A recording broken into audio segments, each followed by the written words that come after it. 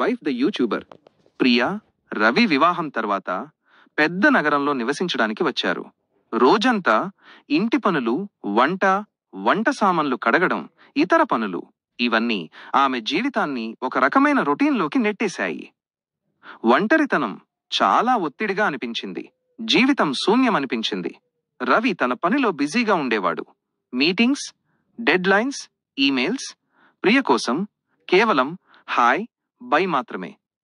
దీనివల్ల ప్రియలో కొంచెం నిరాశ పుట్టింది.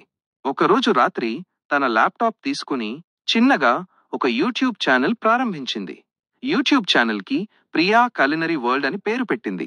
ప్రతిరోజు తన ఇంటి పనులు, సిటీ లైఫ్ స్ట్రగుల్స్, చిన్న ఫన్నీ కథలను వీడియోగా తీసి పోస్ట్ చేయడం మొదలుపెట్టింది. ప్రారంభంలో కష్టపడి వీడియోలు పోస్ట్ చేసిన కూడా వ్యూస్ అండ్ సబ్స్క్రైబర్స్ రావడం లేదు అని చాలా బాధపడింది. కానీ ఇలా అయిన తన మనసులో మాట చెప్పుకునే అవకాశం దొరికింది అని కాస్త తనని ఓదార్చుకుంది. వీడియోస్ ను చాలా తక్కువ మంది మాత్రమే చూశారు. సబ్స్క్రైబర్స్ సంఖ్య రీచ్ అవ్వడమే పెద్ద విషయంగా ఉండేది. రవి మొదట కొంచెం లైట్ తీసుకున్నాడు. అయితే ప్రియ ప్రతిరోజు మనసుని పెట్టి సృజనాత్మకంగా వీడియోలు పెట్టడం మొదలుపెట్టింది. తన లోన్లీనెస్, ఇంట్లో ఉండటం, సిటీ లైఫ్ స్ట్రగుల్స్, ఇవన్నీ ప్రేక్షకులకి రిలేటబుల్ అయ్యాయి. వ్యూవర్స్ నంబర్స్ పెరుగుతూ ఒకరోజు మొదటి వైరల్ వీడియో వచ్చింది. సబ్స్క్రైబర్స్ సంఖ్య 10,000+ కు చేరింది. Positive comments, fans requests, sponsorship offers. Priya initially నమ్మలేకపోయింది, కానీ హాయిగా ఆనందం అనుభవించింది. కొంతకాలం తర్వాత ప్రియ ఒక యూట్యూబ్ సెలబ్రిటీ అయ్యింది. రవి ఇనిషియలీ ప్రౌడ్, కానీ కొంచెం జెలస్. ప్రియ ఇప్పుడు వీడియోస్ తీసుకోవడం, కొలాబొరేషన్స్ లో బిజీ. అయినా ప్రియ హంబుల్ గా, గ్రౌండెడ్ గా ఉంది.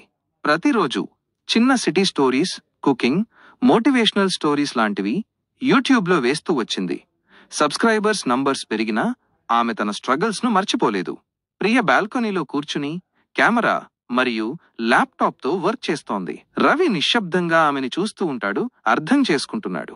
నా భార్య ఇప్పుడు కేవలం హౌస్ వైఫ్ కాదు, ఒక క్రియేటర్, ఒక వాయిస్, ఒక సెలబ్రిటీ. ప్రియ అతనికి నవ్వుతూ మెల్లగా చెప్పింది, లోన్లీనెస్ కూడా ఆడియన్స్ కావచ్చు రవి. ఈ కథ నుండి మనం ఏమి నేర్చుకున్నాము? ఎవ్రీడే స్ట్రగుల్స్ మనకు క్రియేటివిటీను ఇస్తాయి. లోన్లీనెస్ ని ఎంపవర్మెంట్ గా మార్చుకోవచ్చు. చిన్న ప్రారంభం కూడా పేషెన్స్, ప్యాషన్తో పెద్ద విజయంగా మారుతుంది.